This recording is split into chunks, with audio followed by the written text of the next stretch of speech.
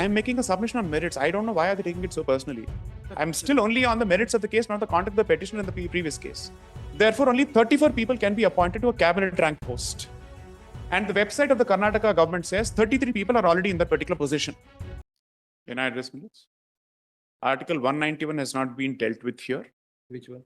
In this particular judgment, because we have raised grounds of challenge Which under article? Please, this judgment that has been cited, Which article not dealt with? Article 191, Like which one. speaks of the prevention of disqualification with respect to office of profit. In my petition, I have raised So this will amount to office of profit. Yes, we are actually saying it doesn't fall under the exemption. Then it is not a cabinet rank.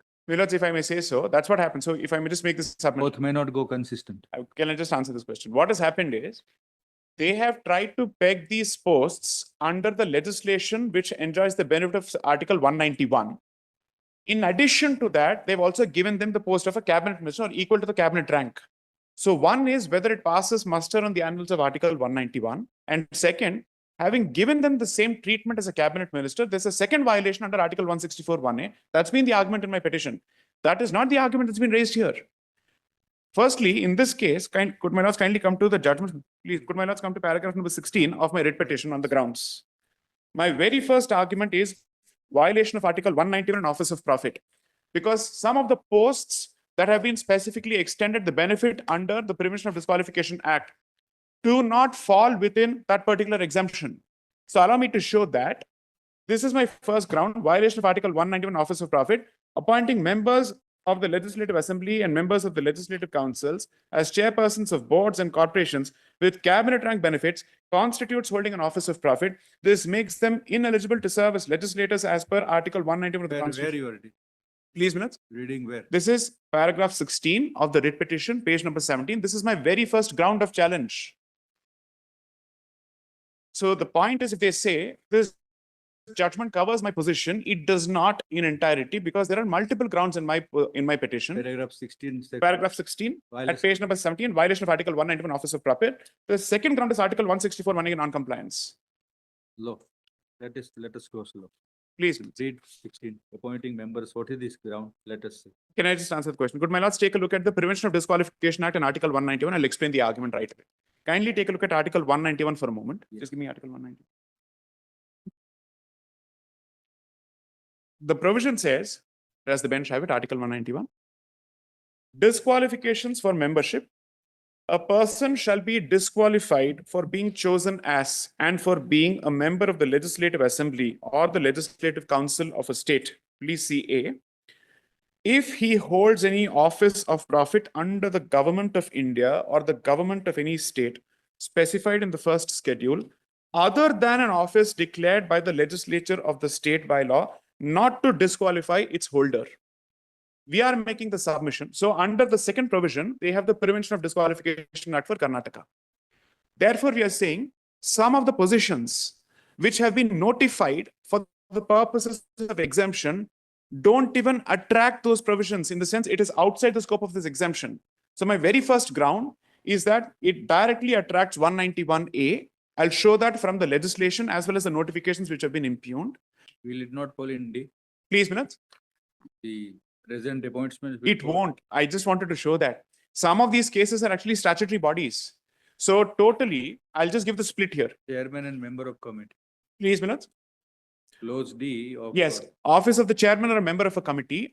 It applies to some, it doesn't apply to all the 42 members. So I'll give the split here. I'll just explain this. Totally 42 people are here.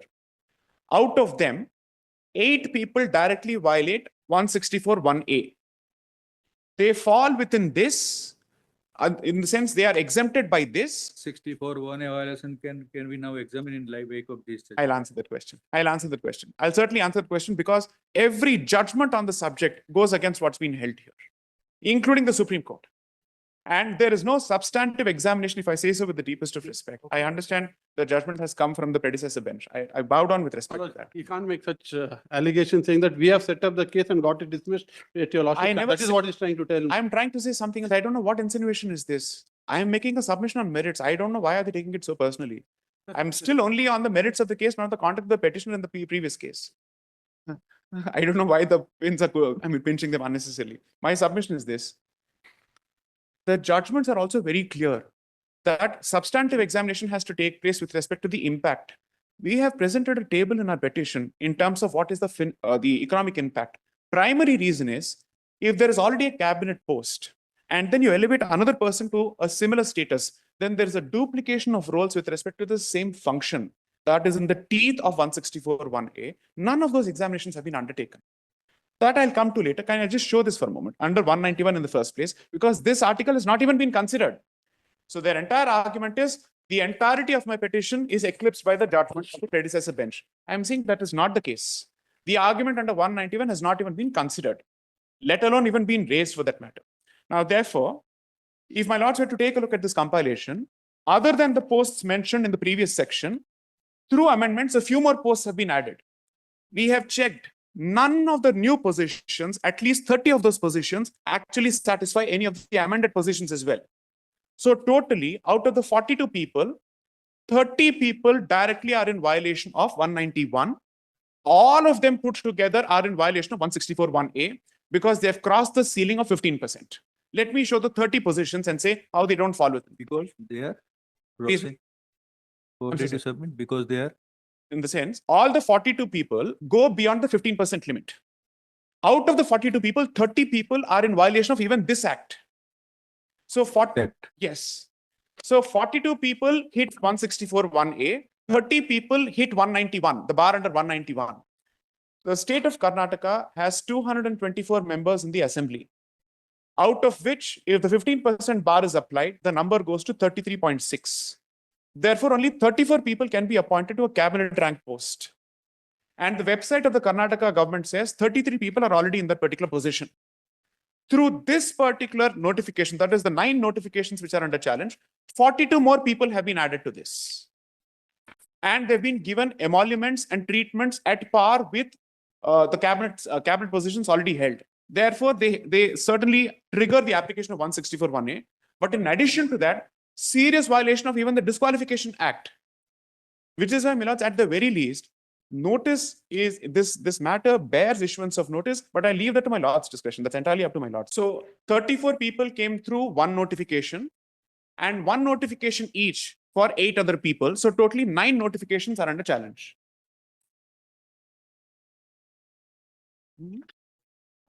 So how many respondents are here? My lords, totally we have completed about 42. Holders of the office.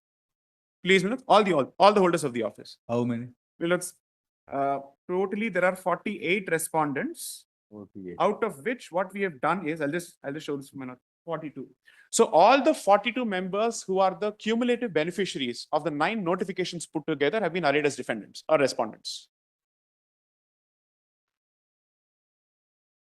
So the first few respondents are the government of Karnataka, the Speaker of the Legislative Assembly, the Chairman of the Legislative Council, the Additional Chief Secretary to the Government, Election Commission of Karnataka. So from respondents 7 to 48 are the ones whose positions and who are the beneficiaries of these notifications, which is under challenge right now. So 1 to 6 are state bodies. 7 to 48 are the people in question. Now, if my lords could come to the first notification, that notification is at page number 48. Can I just request my lords to kindly come to that, which is, we'll take 50 or 40, 48. This is Annexure B, which is a translated copy of the first notification dated 26th of January, 2024. Page? Page 48 minutes. It should say 48 or 50? 48 minutes, 48. So what we have done, my lords, can I just request my lords to kindly make notes on the side in terms of which of these notifications or which of these positions trigger both 164 and 191 and which of them trigger only 164. I'll identify that for my lord's benefit. So entry number 1 of Hampanagowda Badarli from Sidarnoor, where he has been given the position of chairperson, Karnataka State Industrial Infrastructure Development Corporation Limited. Both 164 and 191 are triggered for this particular position. Can I just request my lords to kindly make note of this, because this will help my lords understand what the argument being made here or appreciate the argument better. Entry number 1 affects both 164 and 191. That applies to entry number 2, 3, 4, 5, 6, 7, 8, and 9. So from 1 to 9, 164 to 164 and 191 both are affected. That's our position. Then serial number 10, Shri N.A. Harris from Shantnagar, Chairperson, Bangalore Development Authority. 164 is the only provision that is attracted because it goes above the 15% ceiling. Then, my lords, this position, both. My lords, serial number 11, both 164 and 191. So this would apply from serial number 11 to serial number 15 again, 164 and 191. We'll present a comparative chart, but the net submission being 30 of these positions don't even pass muster on the anvils of Article 191, forget 164. Can I just capture the legal argument for my lord's consumption?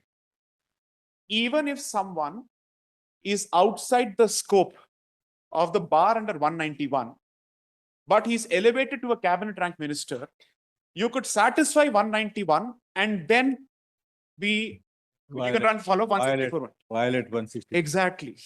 So we are saying in some cases, both have happened. In other cases, only 164 has been triggered because they've hit the ceiling of 15%. And since one of my central arguments, in fact, my primary argument of 191 has not even been considered by the previous bench in this judgment, my respectful submission is, to that extent, it is certainly per incurium. Plus, several judgments on 164(1)A have not even been dealt with. A matter of public interest which has a direct bearing on the amount that is going out from the public corpus or coffer, so to speak, cannot be killed on technicality is my humble exhortation. Can I just show one table from the petition to show what kind of benefits have been extended and how this is in the teeth of 164(1)A. I'm not giving up my argument on 164(1)A because so many judgments on this point have been passed. It's right now, it's settled law, and even that has not been considered with the deepest of respect.